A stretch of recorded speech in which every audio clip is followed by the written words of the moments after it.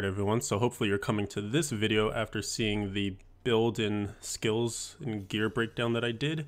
This is a Greater Rift 50, attempting it for the first time on the PTR. Previous to this I'd done a 47, so I kind of knew what the survivability and stuff was like. You can pretty much see that it operates for the most part as your standard Ray core.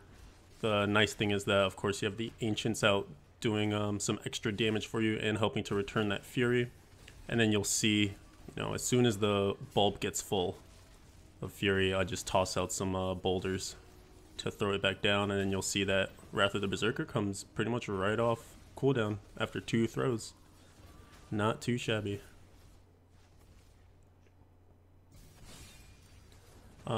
This rift, unfortunately, was not one that will really show off the potential of the speed of this build. You really don't want rifts that have segmented rooms like this. The best for Raycore in general is going to be those wide open areas where you can just charge forward forever and keep encountering mobs. I tend to be, just as a hardcore player, and of course this is a hardcore Barbarian here, I tend to be a little on the cautious side, so I won't normally Furious Charge too far forward. I'll go, if it's like this in the rooms, I'll go maybe 1 room for sure, 2 rooms to see what's happening, and then go maybe up the hallway or something like that just to see if we can pull some more mobs in. And that way you're just making sure that no matter where you Furious Charge, especially because we're getting zoned out here with the frozen orbs, or the frozen in general, they're just kind of making it a little more difficult to Furious Charge wherever we want to, whenever we want to. So just having a ton of enemies around would help to mitigate that, because pretty much no Furious Charge that you make would ever be a bad one. And that's kind of the tough part of the build in general, is just making sure that because we're not taking a ton of CDR on gear, that means that there's the potential for you to just not have a charge of Furious Charge ready to go at times, because you'll Furious Charge into 1 or 2 mobs and it's just not enough. So you can see here again, and we got this rift, it did not do us any favors. We got mobs that don't quite follow as well as they should, like any of those fallen shaman, for instance. They tend to run away or kind of stick back. And what you really want is the mobs that are more aggressive, the ones that want to get into melee range, the ones that want to follow you, so that way you can kite them forward and just keep putting extra trash packs and things, right into the mix here. So you can see I kind of go forward to try and hopefully bring him up, and then he does aggro and come up, so that's good. And this way I just have more things that can Furious Charge.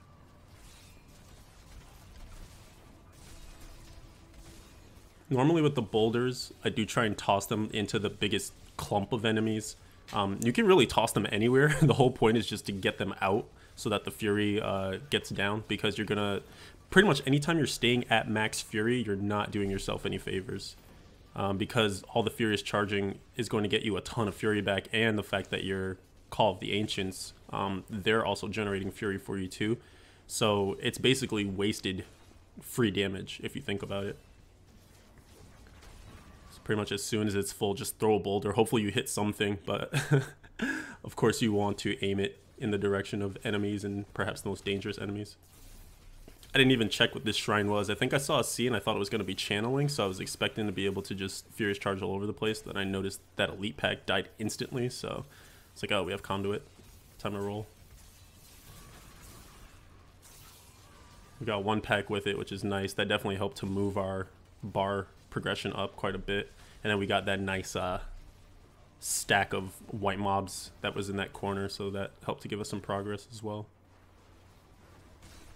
The thing that sucks is when there are doors, again, this rift is just so crappy, this layout. When there are doors, they actually kind of suck, because you have to Furious Charge them. Unless you have some Fury, then you can boulder toss them. But if you Furious Charge them, then it's hitting 1 object, right? So you're going to automatically be down a charge. You don't get any refund from that. But in case, if that's something people don't know, you can Furious Charge into things like barrels or whatever breakable objects, and it treats them like monsters. So if you have 3 monsters and 4 barrels, it'll be as if you hit 7 things. So you can get Fury back and cooldown reduction, etc. from that. I was a little indecisive there. Couldn't determine if I want to go forward or not. At some point, I mean, when there are like 1 to 2 scant enemies, that's the nice thing about having to call the Ancients. They're pretty aggressive, so they might just hang back and try and tackle them. But really, if there are 1 to 2, just go forward because it's not going to be worth your time. Again, you know, Furious Charge works best in huge groups. And the whole crux of the build really is still Furious Charge, just with the complement of the IK. So...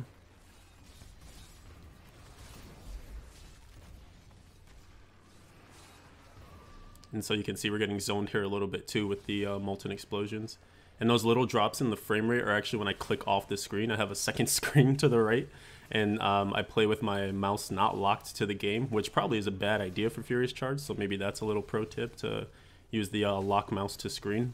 Just because when you're going back and forward, you know, position is everything with this build in terms of getting the most out of your Furious Charges, so you're probably going to want to... make sure that you're not going to click off screen or anything, because in some cases when you're getting really high up in the greater rifts, or if you need to make a twitch movement, you know, it could spell your death. Of course, now we have the cheat death passive, so that's great, but you can never be too sure. So you can see here, this room is kind of awkward too. Like, we have that object in the middle, so it's not helping me path and kind of line up the mobs, kite them up properly. So the thing is, I'm staying here though. You'll notice, you might be like, why don't you just move on? Those mobs, the Unburied, they give a ton of experience in terms of moving the bar forward. So they're worth it if you can group them up, or just have a bunch of them in general. Even when there's just 2, honestly, I will stick around and kill them just because they're worth the time it takes to put them down. Provide a lot of progress on the bar. When you get them as blue elites, it's pretty much heaven. You get so much progress from them. But yeah, the rifts that would probably be optimal for this build would be kind of like your Fields of Misery, maybe the Cathedral levels, because those tend to be pretty open. They have some narrow hallways, but they tend to be pretty open and tend to have really good density. Obviously high density, especially high density ones, because none of them are really low density anymore. This is a pretty tough fight here too, just because, again, anything that kind of zones us out, anything that restricts movement, and of course Orbiter, you know, says, okay, you can't move into certain spots at certain times, that makes it a little bit more difficult. You can see these mobs also spread out too, so again, it's another issue of not being able to have the right Furious Charge positioning, because, you know, you got one dude in the corner there, one dude runs off to the bottom, and of course the blues are your priority target in this current fight. So you can see I'm just trying to focus my boulders onto them, and then hopefully do some damage to them. Like, guys hanging down at the bottom, so annoying. But that was a nice pack. You could see every time that we Furious Charged, it was Furious Charge up to full. And something to note there too is that it could actually give a bit of benefit to the secondary affix of Max Fury. And you get that on any of your mighty pieces, so your mighty belt, your IK belt, and your mighty weapon, the IK Boulder Breaker. They can roll with the secondary of boosted Fury, boosting up your max, and then also on the Paragon in the first slot, where you do like your primary strength, vit, movement speed. There's also Max Fury at the bottom there, and I haven't put any points into it, at least at the time of this build. I haven't at the time of this rift, but potentially could be something to think about, just because it's going to feed into bigger boulder tosses, because boulder toss does damage based on the amount of fury that is spent at the time you cast it. And then B, of course, Furious Charging, and with the Coda, Call the Ancients returning as much fury as they are too, that's going to put you at a really, you know, tons of fury coming in, and you probably will cap out. Like, even like that, when you hit like 10, 15 mobs at once, you're probably going to cap out. So it might be worth it to just have a higher cap, and then obviously better boulder tosses, and then when you do toss that boulder, even better reduction on the cooldown. And here I'm getting zoned again with the fire chains and also the arcane. It's just, oh man, I showed you we got a really good example, I suppose, in terms of how it can even take down some of the tougher situations. But I noticed at that point that we were really close to proccing the Greater Rift Guardian. So I just figured, you know what? Let's go ahead and try and kill some of the white mobs instead of focusing down the elite, and hopefully just proc the Guardian and not have to deal with that pack. And so now the Rift Guardian fight, we got a decent one. Of course, right now it doesn't look great because he doesn't spawn his ads until you take away the first 25% of his health. And of course, the tornadoes are zoning us out again too. So probably some of the best Rift Guardians would be like the Spider Queen, because she makes ads, and that will help with your Furious Charges coming back. Who else would be good? Maybe the Skeleton King, because pretty much they don't do any of these like weird zoning things like the tornadoes, like the Sand Shaper does, or even some of the other ones like I can't remember the names, but there's the one that throws out the arcane beams, and there's the one that does the poison ring and stuff like that. So you kind of have to watch your positioning. Now you can see here, this is where you'll start to see things start to move a lot faster in terms of getting this guy down. The only problem is when the tornadoes get close, then you have to pick and choose your moments. But yeah, this is pretty much standard Greater Rift Guardian fighting. Your Call of the Ancients are going to be just chipping away at the Guardian, and I accidentally clicked an item from chat there. Your Call of the Ancients are chipping away at the Guardian, and then you keep tagging them whenever you can with Furious Charge, just because it keeps up that bonus on the two-piece bonus on Raidcore, where the first enemy that you charge gets a 3,000, I believe it's 3,000% damage, or 300%. It just takes additional damage, so you pretty much want that to be the Rift Guardian at all times. And actually, come to think of it, ads might complicate that a little bit, but when the ads are up, you get so many Furious Charges anyway, it shouldn't really matter. And then, of course, once your Fury gets up, you just toss out the boulders. Make sure you keep your Wrath of the Berserker on so you get that damage reduction. Since the Greater Rift Guardians can start to hurt you, especially once they get down to that last 25% of their life. But you see this is going pretty quickly.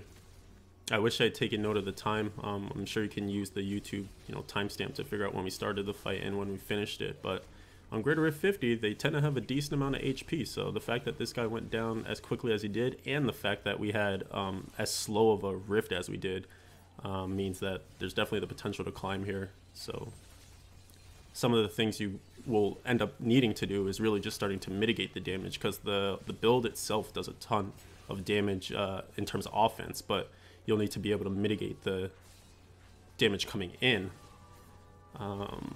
properly so that you can survive in these higher greater rifts. So you might end up switching out, for instance, some of the strength gems for diamonds, switching some of the more offensively suited passives for defensively suited ones, etc. But there it is.